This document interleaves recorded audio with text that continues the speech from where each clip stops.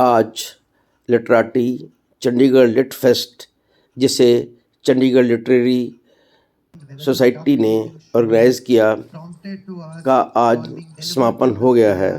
Twitter, Facebook, or other social media groups, whether it is true, correct, or right or not, it is up to us. We have to take that call because now everything can be actually fake, everything, and it will look more than natural, more real than actually real.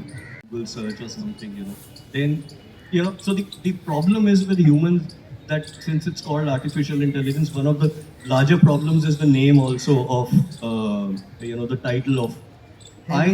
I would say that AI is here to stay. It is going to penetrate in our lives much and more. Either stop your smartphone, just go back to the Nokia, right? If you're keeping a smartphone, stop debating about this and accept it as a friend. It's simple. And understand how to use this technology and how to safeguard yourself from this technology, of this invasion. Yes, it's very simple. That's why we have Alexa and Home. And now many people talk to Alexa. Alexa, sing me a song. Alexa, what's happening? Alexa, what's the result of this election? So that's why they have done a smart marketing also. And there is Lucy, there is Lily. There are so many chatbots and so many AI devices, and somehow the humans have started getting dependent on it. It can be a friend, but if we use it to ease our tasks, but we should not be dependent on it, nor we should ethically take something from AI and not credit it. Like many people write books through AI, many people write poems through AI, and then they say, no, it is ours. We get those scripts, and when we get checked, and it is like 75% AI, 55% AI. In our also publishing industry, we take around 20 to 30% AI. It's okay now. Like we used to take for the books 30% plagiarism. Now we take 30% AI. But more than that, if it is AI, it has to be credited. Let me give you a very interesting nugget. This is 2011. I'm in Seattle, Microsoft Redmond area, and I'm driving with someone from Microsoft, and we are talking about Sri at that time. And he was telling me, he says, "Do you know, dude, this AI is emerging, and why? From where the funding is coming is where from a very interesting area, is that the health sector is funding technology companies to help soccer moms improve their routines. Soccer moms in America typically are who want to take their children for soccer, then guitar, for this, then that. He says because of this, because of the mismanagement of time, they were not able to cook healthy food at home. And they were using processed food for children, which was creating huge health problems. And he says largely a huge part of funding is coming from the insurance companies to help soccer moms develop timing so that they can reach home on time and cook homemade food and give to children. So many aspects that brought in AI. So in the end, I think from what I have been able to gather, artificial intelligence, but don't let it overtake human intelligence. As one of my filmmaker friends said, you can make a Singham out of with artificial intelligence, but not a Masar. So let it. Thank you. Thank you. Thank you. Thank you very much for listening. Thank you. And I can see it's quite a gathering. With me are two distinguished personalities who have already been introduced. Creativity, they say, is seeing what others can see, but thinking what no one else can think. So that's Mansingh and M.K. Raina for you. Uh, those of you who have seen their plays know fully well how they have redefined creativity, pushed the envelope with each production of theirs.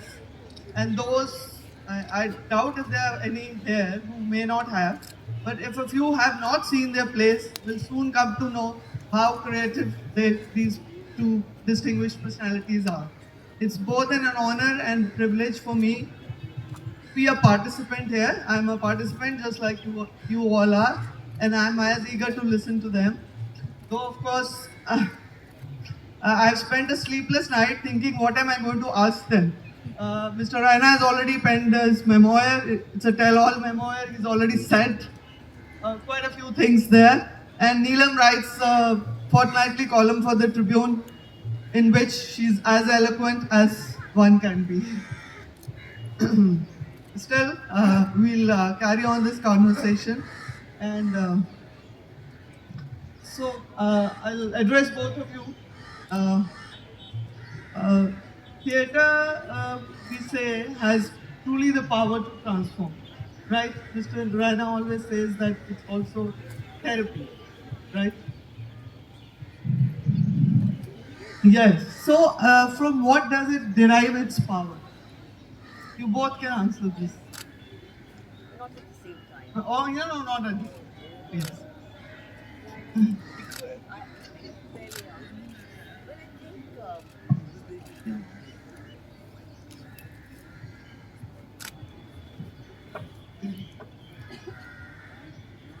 I think this is working. I think all art has a transformative power.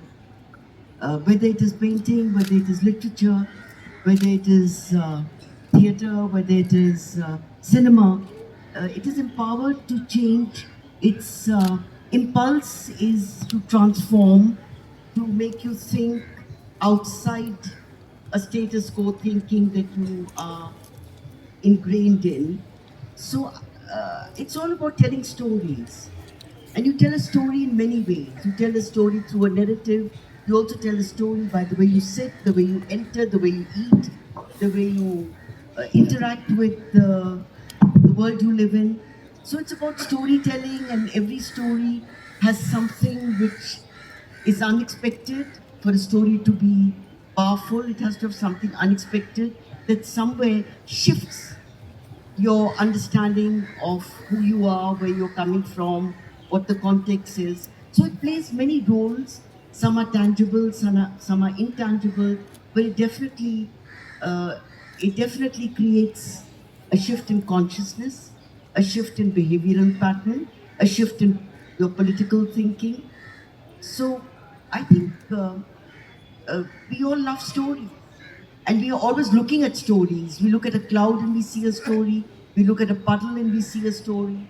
So we are continuously creating stories by the way we see the universe. Quite difficult to say, because for me theatre is community, for the community where I work. And if I tell a story to them which makes them to ponder, to think, go beyond the performance and search more than what I had searched, I think a lot of job is done. I do not go there to give them answers, to give them complete solutions. That's not my job. Each individual has his own journey. We can only stimulate certain things. Yes, sometimes I do theatre to inform few things. Sometimes I do theatre because politically disturbs me very much what's happening.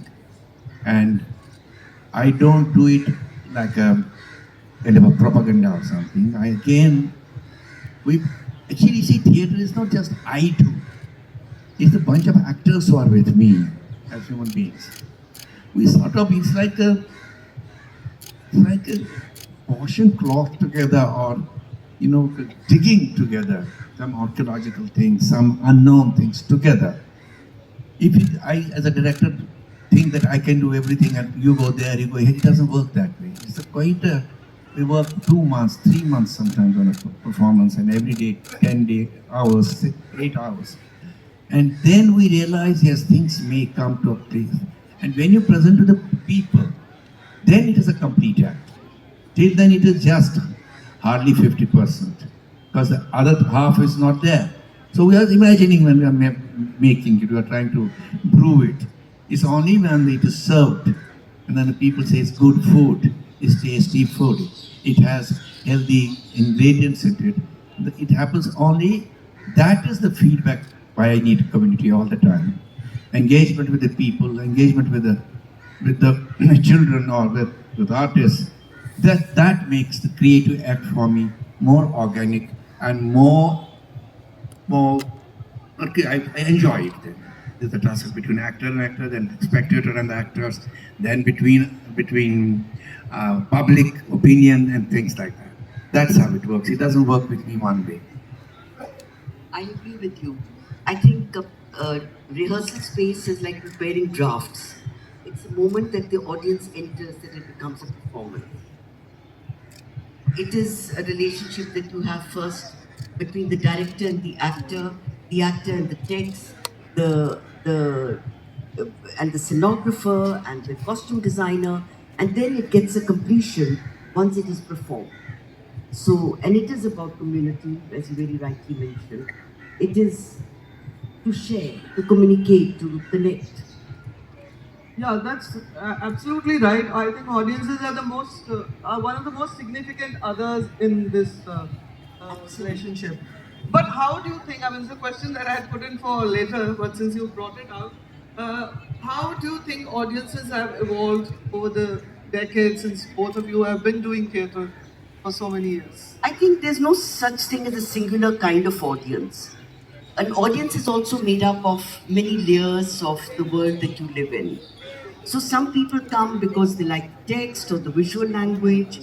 It's basically you get multiple interpretations. There is no single way of seeing.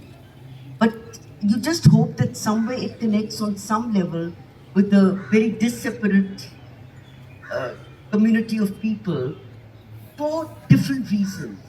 Some see it in terms of the narrative, some in terms of, uh, you know, what what they interpret out of a very complex text and a very complex scenario. So there's no single way of looking, just like there is no single interpretation. It's made up of multitudinous singularities, I would say. Uh, you think you can do play without dialogues. Body move does everything. You don't need to have dialogue. You can use sound and the body. Empty space is the best space you can work now. We do sets sometimes. But I'll use an example when Simon Beckett, everybody knows, wrote his play called Waiting for Godot. It was performed in Paris and it was rejected completely by the so-called elite audiences of the France. This is rubbish. And he was completely crestfallen. It didn't make any sense to them. Then an occasion comes and he takes this play to the inmates of a prison, where the criminals and others. And all 3 hours they were laughing and laughing at every word. Because that was the language which elite could not catch because they were dead on that language. The language which understood by the criminals because they are the gut of the society. You know, they are at the fringes of the society. And then it became a great play. Now you can make your conclusions on that. Which play communicates where it does not communicate. It happens to us also. Sometimes we go play from here to Calcutta and it may create a big audiences. And then goes to Bombay, there's complete silence. Then we will sit together, what went wrong with it. So those things keep happening. That is, but what does the director does when he has some kind of a notion in his mind, this will work and this may not work. And while he's making a complex design and complex texts, he is also making sure that he creates certain windows and ventilators for the entry of the audience's mind. Look, I'm talking about this. And then they can get it. So that battle is a very imaginatory area. With the actors you work out, or maybe this may work, or this symbol may work, or this cloth may work this way. I'll do multiple use of the cloth, we'll do all kinds of things. But that is where the awareness, social, political, as well as scientific awareness of a director is very important. Is he relevant? Is he in today's world or is talking of some other world? Is he talking of an ideology which is dead? Is he talking of messages which have no meaning today? or he is trying to put up the things what the people are suffering, like Gogo example is there. So that is very important that a director is a torch bearer. He takes a little torch in his hand and says, look, I'm going to light it for you, which you have not seen. Look, this is the reality. He's digging this through these small ventilators, through windows and doors to open the mind and open the imagination of the spectator. So he has to have so much, abstract mind in his head that this will communicate and this will not communicate. And many directors will see that sometimes while they have done the show, next show they may say, no, change this line, is not working here. Instead of do this. Many writers have done, many great writers have done. It's not only here, all over the world it has been done. But our worry is all the time and concern is, do I communicate? And therefore, all the time, directors have all the time gone to updating their own data in their mind and their brains about the times they live in, the time and space, the politics of the state, politics of the house, of the state, what is happening in various areas, what is religion doing with us, what is not religion doing with us, all these kind of things bother me very much. That's at least my idea of yoga. Yeah, that also brings me to, both of you have done a lot of plays around literary texts, literary classics, from Ibsen, Manto, Tagore, uh, Hisham Sani, Shakespeare. So what is on your mind when you revisit these classics? How do you make them then relevant? What goes on in your mind? Well, I feel when I read a text, I read it in the now. And because I read it in the now, the characters then belong to the now, even if it's a Greek tragedy or a Sanskrit play. And also, the reality is that the actors are speaking today, and the directors also speaking about. I mean, let me frame it differently. A classic becomes a classic because it deals with certain issues which are so fundamental to human experience: love, hate, jealousy, betrayal, etc., etc., that the question of contemporaneity ceases to exist. You know, when I read a Jean Racine or a Lorca or a Greek tragedy like Phaedra, for me, the characters have to speak in the now. I don't put them in some kind of past tense because we are performing to an audience which is physically present.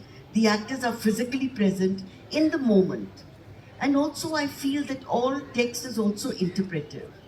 When I take a text, even when I was doing what you call the well-made play with the beginning, middle, and end, I had a tendency to reassemble, reconstitute, rework the arrangement of the characters and the way the text was developing. But now most of my work is devised, where I take an idea and develop the idea in collaboration with the actors, with the scenographer, with myself, through the imagination. And I think sometimes when you give instructions to an actor and they sometimes go beyond the instructions that you have given, sometimes they show a evolved moment from the text, and sometimes it's very clumsy, but there is one moment which might work. So I pick up all those little pieces and bits like a jigsaw puzzle, and uh, then kind of put it all together in a production. Recently, I did this play in the NST called Lemon Soda, which is to do about Hindi, the fight between Hindi and Urdu. So it was just ideas that we did through a series of improvisations, through a series of exercises, and then I start picking up bits and pieces that have emerged. When I did Hai Vadana recently, which is a Girish Karnad well-known play, even that I reworked it. So I don't really move towards what you call the linearity. You know, it's like Godard says that every film has a beginning and middle and an end, but not always in that order. So it's I think everybody has their own way of processing work. I'm sure Raina's is quite special to his way of working, just like mine is to my way of working. And there's no formula. It just develops as you go along and doesn't stay at that place for too long, but changes with each production, but within the paradigms of your imagination. About the text, whether I take Indian text or the Western text, I have a very fundamental question to why am I doing it, why I want to do it. Obvious reason is that it is relevant to me and my people. And even if it is an ancient text, can I interpret it to the contemporary times? That struggle is always there. Therefore, you manufacture or you develop a hypothesis. I will work on this. Is, for example, I'll go in the morning. There was a gentleman who has written a beautiful book on Kurukshetra, and he was giving what Kurukshetra means. It means peace. He was talking about this thing, and I said to myself, without no disrespect to him, for me, Kurukshetra really represents the foul play by the god himself, and that is more relevant to me today because we are playing with the God, we are playing with all kinds of things, and that's my interpretation. And I like to carry my actors on that line. And a lot of actors may not like that line, and they will come and go. No, I don't agree with you. So you have a company or the group of actors who think alike. It is not that all diverse brains will get together. Diverse ideas can come together. But if you have a mission that this is what we are going to walk on, this is the path we are discussing. I lay a path, and in that there will be a lot of discussion. No, we can do this, we can do that. It's not possible. That is possible. And then all of you try to realize that path, that dream together. And then, yes, question is it relevant to today's audience or not? If it is not, don't do it. No point in doing it. I will not do it. But this reminds me what Raina is saying, what Bertolt Brecht said. He said, a play or a production or a performance is like a ship. It has sails. The sails go with the way the wind is blowing. Sometimes you can go with the way the wind is blowing, or sometimes you can go against the way the wind is blowing. But you cannot erase the recognition that winds do exist. So you can go with the winds or go against the winds, but you cannot say that they do not exist. So yes, I think it's very important. Both things can have relevance. But you said something very interesting also. But Brecht said a lot of things. Yeah, of course. There's a 4-line poem of his. He said, we're sitting around the coffee table, stretching our legs on the table. This is wrong with the world. Somebody said, that's wrong with the world. He said, no, this should be done. That. I said to myself, doubt. Doubt. Question. You question all the time.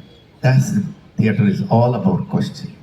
We go against the current, and we land in trouble also. People don't like us. People hate us. They don't want us to see our work, or to all kinds of hurdles. You have no idea. To doing theater in this country has become very, very, very, very, very, very difficult now, with the permissions and all kinds of things are there. So it is not only an act of creative and entertaining people or information, it's also a task of going against the tide, against the things. It's a radical decision to be in theater. It's a radical decision to be in theater by itself.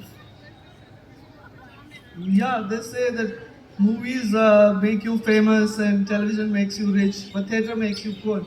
So again, up to that, I have a ready-made reply for you. You can read a book at the book at traffic junction. There are books, lot of books, lovely books. But you go for a good book, go to a library. Books are there. So you have to make your own choice what you want. but you were talking of like-minded individuals. Both of you have worked with folk theatre traditions. She's worked with Nakaz more recently. She's even done a Kodiyatam thing with in a Manto's play, right? Done? You introduced Kodiyatam dance form in and you've worked with Bhan Pathas. So how do you bring them on the same page? And how is it working with them?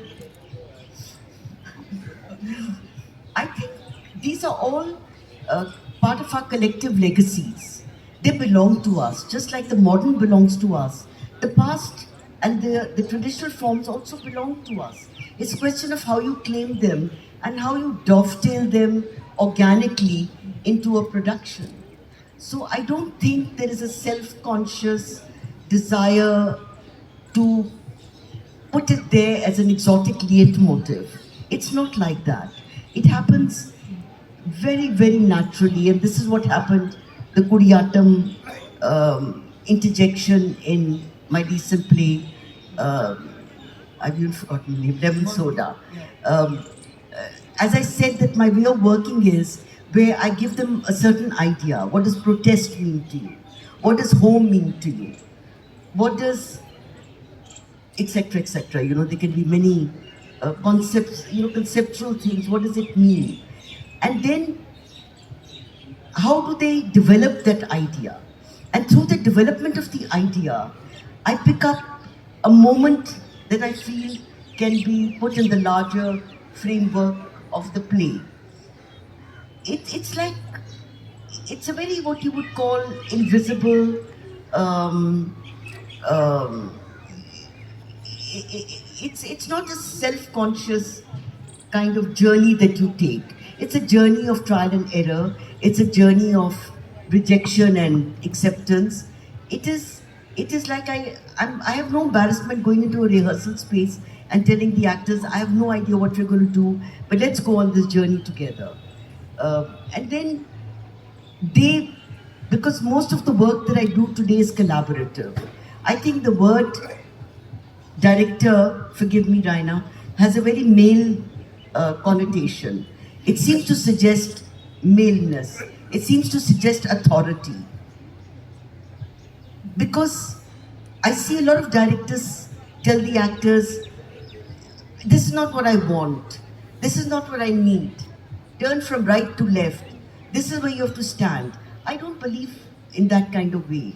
I give a lot of space to the actor to say, you're the Raja of the stage.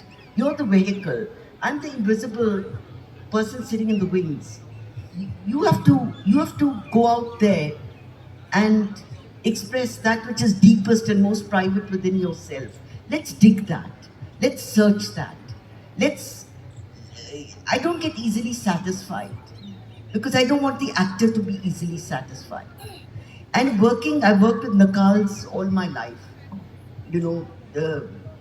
For reasons, I think there was a search for a vocabulary which was local, vernacular, regional, because most of the theatre most of us in drama schools were really studying about Stanislavski and Meyerhold and Wachtendorf and Brecht and all that, Western theories, because we had not formulated our own training tools.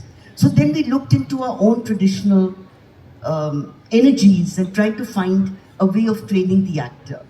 So I think it was a whole journey.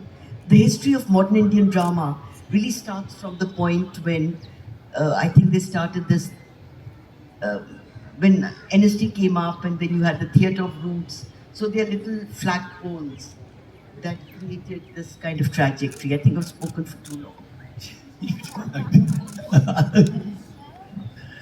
Well, you see what happened. There's a little short story to it. When I was a student of National School of Drama, we were being taught of Western drama, Indian drama, classical Indian drama. We were only being taught lectures. And if I look back at it, there was a huge, huge weight of colonialism in our education. The best is English theatre, best is the Western theatre. And at one point I remember I got scolding in my Sanskrit drama teacher told me. I said, she was teaching me about Sukhna Datta and how Datta will enter the stage, etc. She did some dance movement. I just said, I was cheeky in fact. I said, how do you know, madam? It is many thousands of years back. How do you know this is like that? So I got a yelling. But the point was, that was the year when we started thinking about what is Indian theatre. We cannot build our pyramid of India's contemporary theatre on the skeletons of the Western colonial form, the way they write play, because there's a huge treasures of traditional Indian theatre in the countryside which we don't look at. It was supposed to be folky, backward, वो गाली देते हैं, तो पता नहीं वो क्या करते हैं. But none of us would that time also, there was no a decoding of that. How they do, how do they use space? How do they improvise right there and then for 3 hours they can go on making their audience laugh, cry. And there are forms and forms of this across landscape of India. I mean, this is the rare country, I think, of African country which has a regional national schools of drama. Kashmir has its own, Punjab has its own. You call them folk theatre, folk forms, tradition, but they are training places. The way they train their musicians, the way they train their actors, the way they train them dance. And that actor is not an actor like a Western actor. Western actor is a paralyzed actor.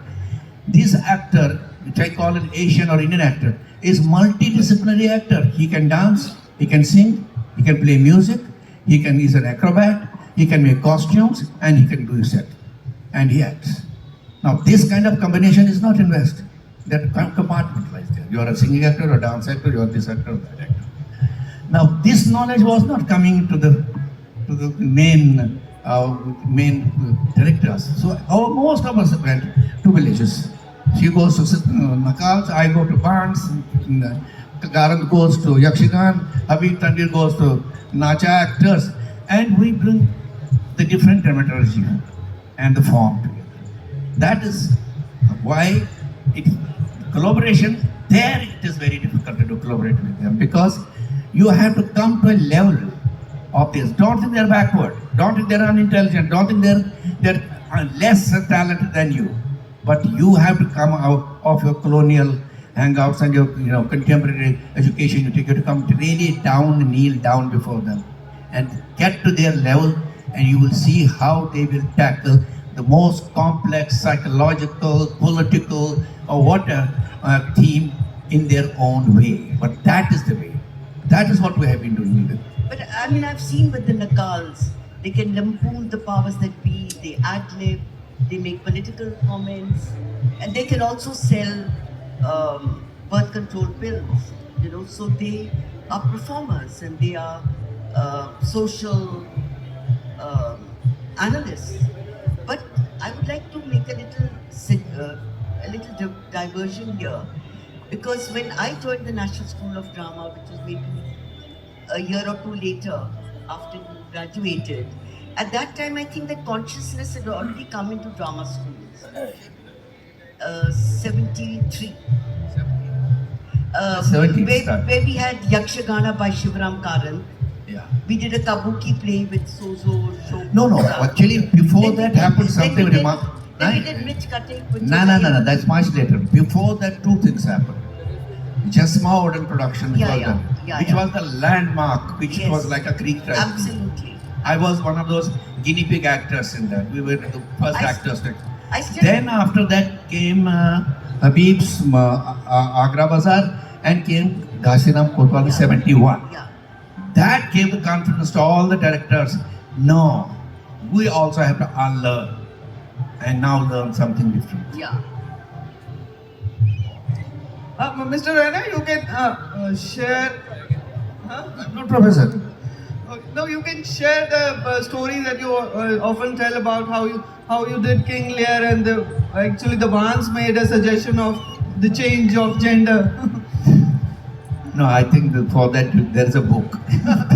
Please read. It's quite a long story. It's 1 month went only for 12 hours a day to make the working script. Then 3 months in laying the whole design of it. It was quite tough, but yes, there were two things, which was what I learned from these actors. When they were looking at King Lear, first they rejected the script completely. There is no drama in it. There is no drama. What is King Lear? Gradually we started talking. I started talking and talking. Something clicked. And then they said, this is the story of any village where the eldest goes the mad and the disaster will happen. Or it can be story of any village of a cult. And then Kashmir was suffering terrorism, and we were doing during the time and stone painting things were happening. And that time there was this little dialogue about going around. Kashmir should be broken to three pieces: Jammu, Kashmir, Ladakh. And they could see that what will do this, division do to the people. And that is how we started. It was this, through the dialogue. Discourse came from them, and they led me into more ideas. And then we went from there, because they are almost Sufis, all of them, all actors. And how they got into the Sufi mode of it at the end of it, when he was himself crazy. He said that he has lost everything. He is Sufi ban gaya. The question, it doesn't matter to him. Objects, everything is gone. So it is a long journey, but yes, I learned quite a bit from them, to be very honest. They teach you, because there is a great knowledge of centuries with them, which they have their own language. They can't speak it the way I speak. So if you understand their lines and how they speak, and how you have to understand them, what they mean by this or that. I'll give you an example. There was this.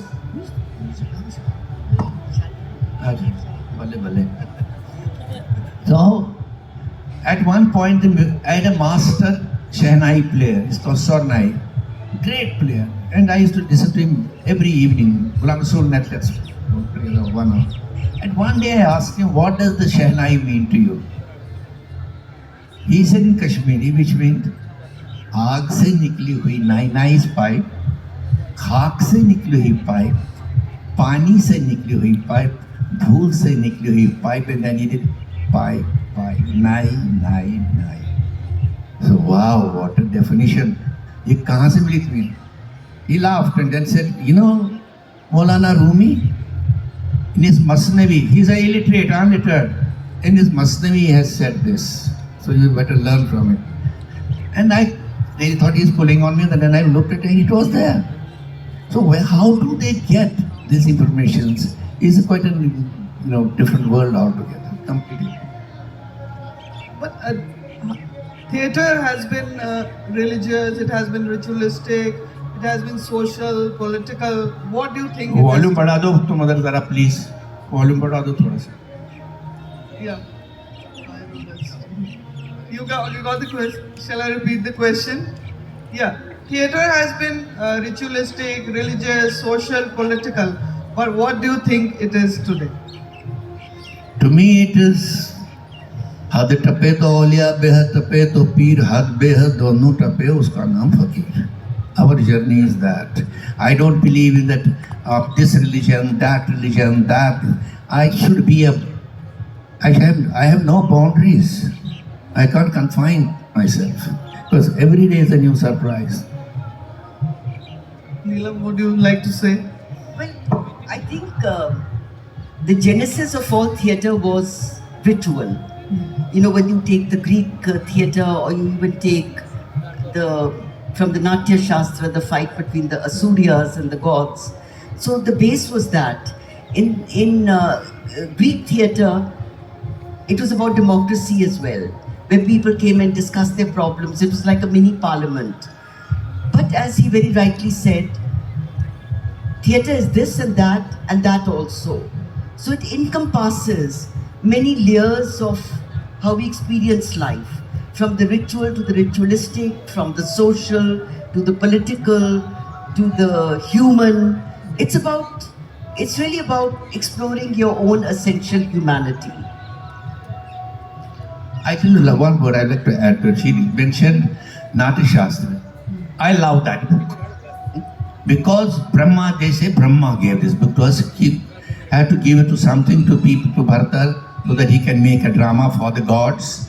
And they call it Natya Veda. But he said the last thing he told them, but remember, this is for every caste. So no Brahmin no can take a monopoly on it. I think he was the best Democrat. He could knew that what will happen to it if I don't give this license out.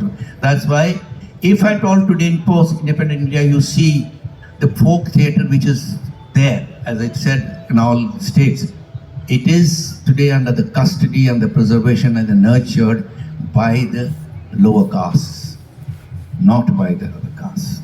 So that, not forget that we are a diverse country. We're a country from the very first day there was no nation till 1948 as India we see today. Don't forget the sacrifice of people we got together, those people who made it today.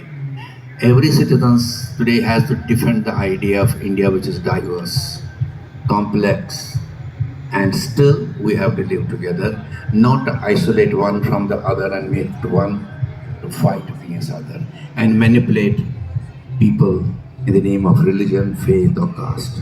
Yes. Okay, that's a good note to end on. Thank you very much for your time. Thank you.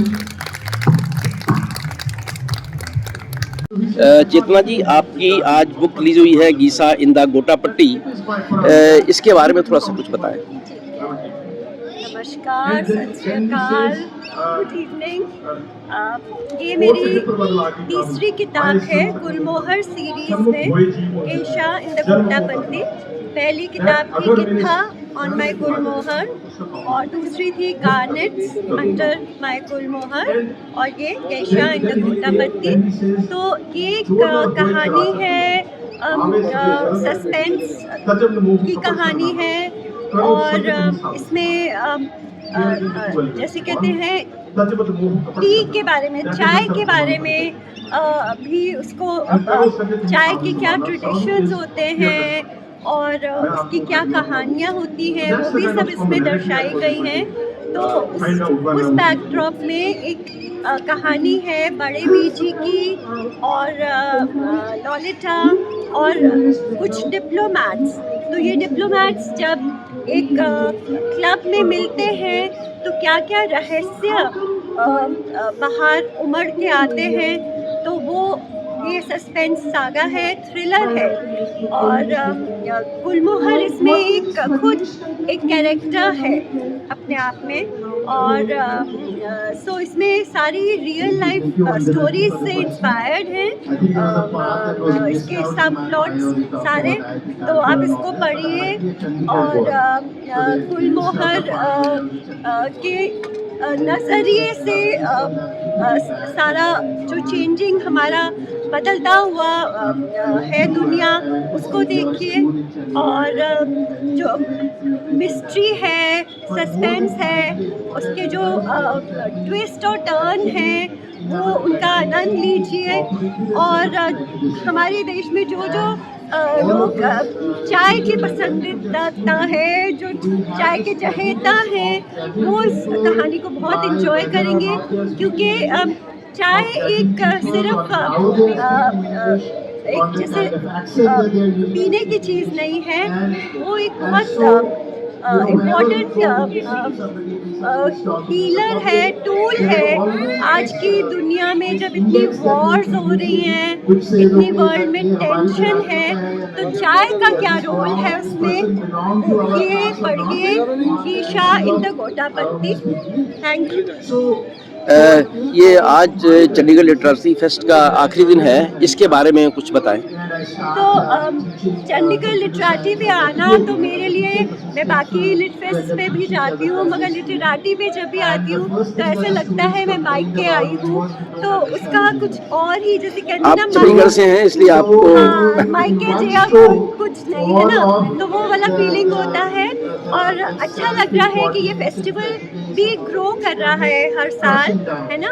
और नए यहाँ पे आते हैं authors और अपनी कहानियाँ लेके आते हैं। तो हमेशा ही यहाँ पे, और लेक का जो माहौल है ये शायद किसी और लिटरेचर फेस्टिवल पे नहीं मिलता, तो इसके साथ हमारी तो एक सेंटिमेंटल अटैचमेंट है जो लोग चंडीगढ़ में बड़े हुए हैं, तो बहुत ही अच्छा लगा यहाँ आके। चेतना जी, चंडीगढ़ न्यूज़ हब में बात करने के लिए आपका बहुत बहुत शुक्रिया।